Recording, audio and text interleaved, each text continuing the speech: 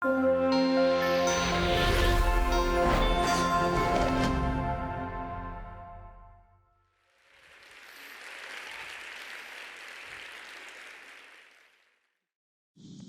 homeless is like being lost in a maze. Every time you take a turn that is sure to lead you to the exit, you hit a dead end. Wall after wall after wall. And it becomes increasingly more frustrated. You might want to give up, and you might want to live inside the maze, despite the thorns that tear up your skin. But what if there was suddenly a guiding light, leading you to the tools that you would need to escape your maze? A map, a flashlight, a flare gun, or even a set of hedge clippers. That is what my profession, occupational therapy, can be for someone who's experiencing homelessness. To better explain what occupational therapy is, I want you all to think about what you did before you came here today.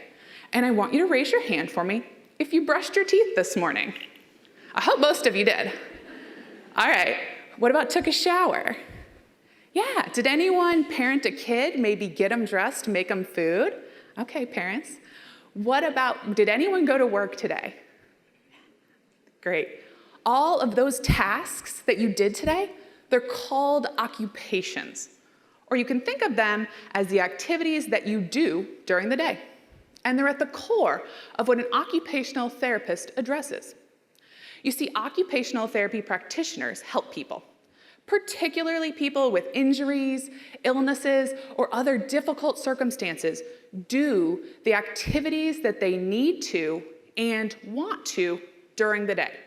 And that can be anything from learning to use your smartphone to wiping your bottom to being intimate with your partner. To put it simply, occupational therapists are in the business of helping people do their lives. I want to introduce you all to Mary. Mary likes doing art, she likes listening to music, and she likes reading from her Bible. Mary works part-time at a landscaping company, but she's paid in cash. Mary is a recovering substance user, but she never misses an AA meeting. Mary is kind, engaging, and always smiling. But Mary is lost in the maze.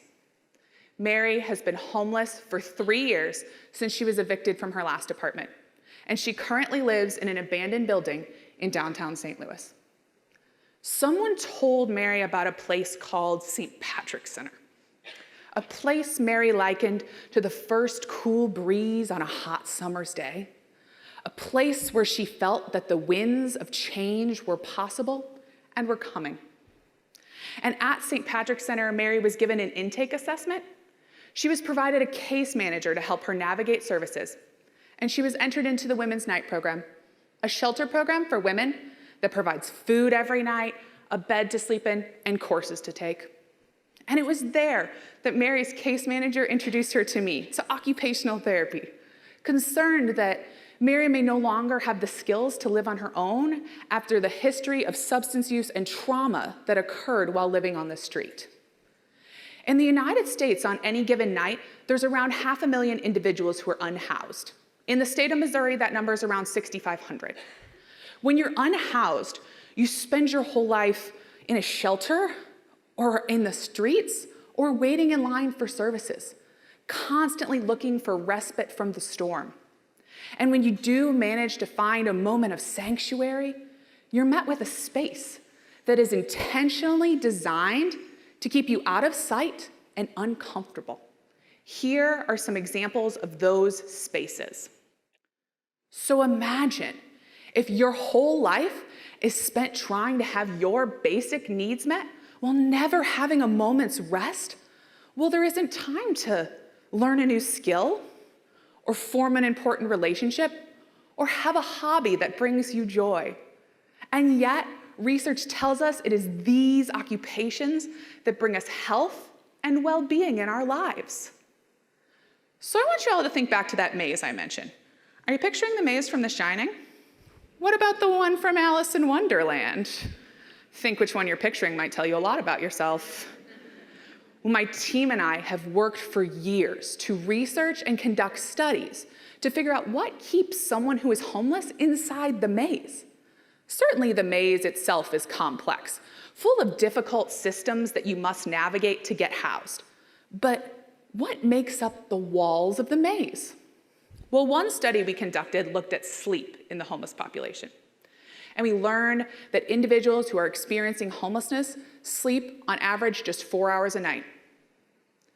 They report that unsafe, uncomfortable, and noisy conditions keep them awake. And that lack of sleep results in difficulty thinking and making good judgments. That's a wall. Another series of studies we conducted looked at the experience of menstruating while homeless.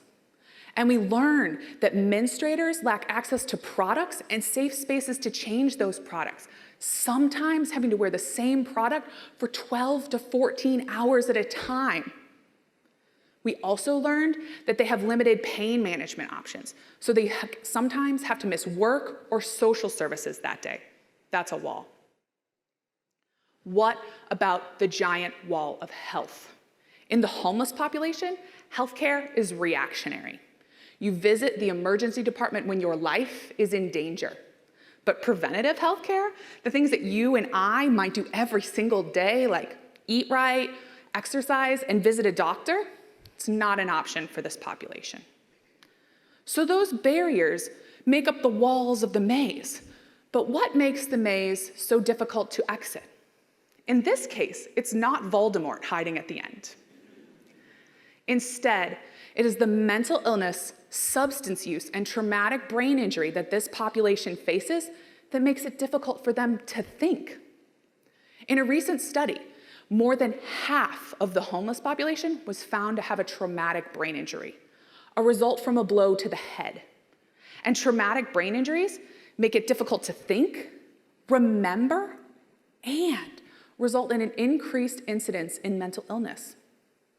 In addition, mental illness and substance use, which are common in this population, compound over time, resulting in a decreased ability to engage in the mental processes required to do occupations. So imagine trying to navigate a dark and winding maze on 4 hours of sleep with a mental illness nagging at your brain and a head injury. It seems impossible, doesn't it? I can barely make coffee on 4 hours of sleep. Well, as the director of one of the nation's few occupational therapy clinics for individuals experiencing homelessness, along with students from Washington University program in occupational therapy, we work to be that guiding light in the maze.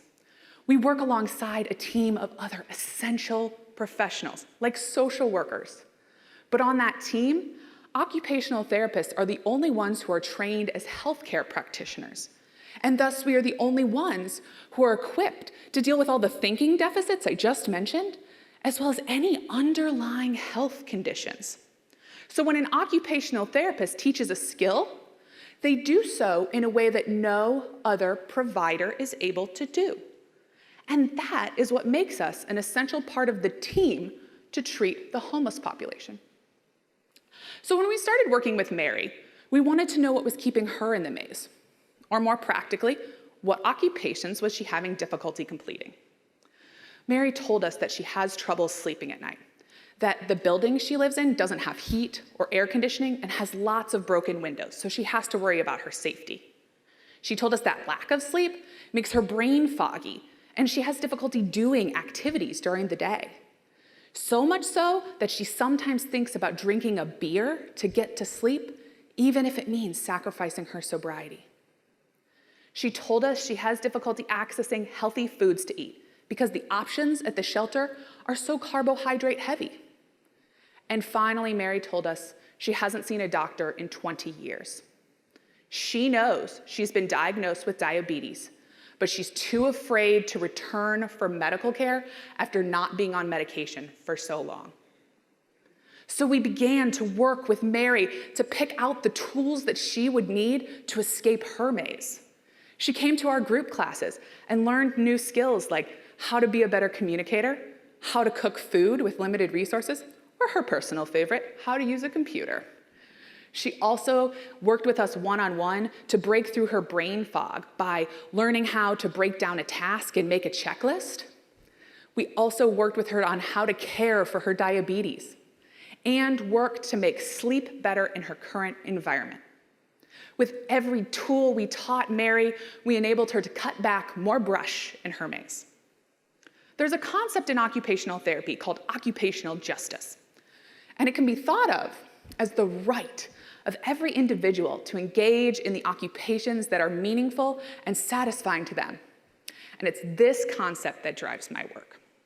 My goal is to increase the health equity within the St. Louis region, regardless of housing status. I do not believe that you have to have a home to have health. Instead, I want to equip all people to tackle their mazes, fully suited up with armor and the weapons of their choice. And that's how we approached Mary's care. We worked alongside her social worker, who was able to navigate the resources to find her housing. But occupational therapy was able to keep her housed. We taught her how to use a computer to pay the bills for her apartment, worked with her to create a schedule to clean her apartment, and helped her safely store and dispose of her diabetes medication. Mary is still our client today. We have been working with her for over 3 years, and we will never discharge her. She's always welcome to come get a skill or take a class when needed. In 2020, a study was conducted that looked at the benefits of occupational therapy for individuals experiencing homelessness. And that study found that those who received our services were housed at greater rates and stayed housed longer. So when we think about homelessness, it seems really obvious that occupational therapy should be working in this population. But that's not the case. Mary was lucky to get occupational therapy services. Most individuals experiencing homelessness do not. And that is due to 2 main reasons.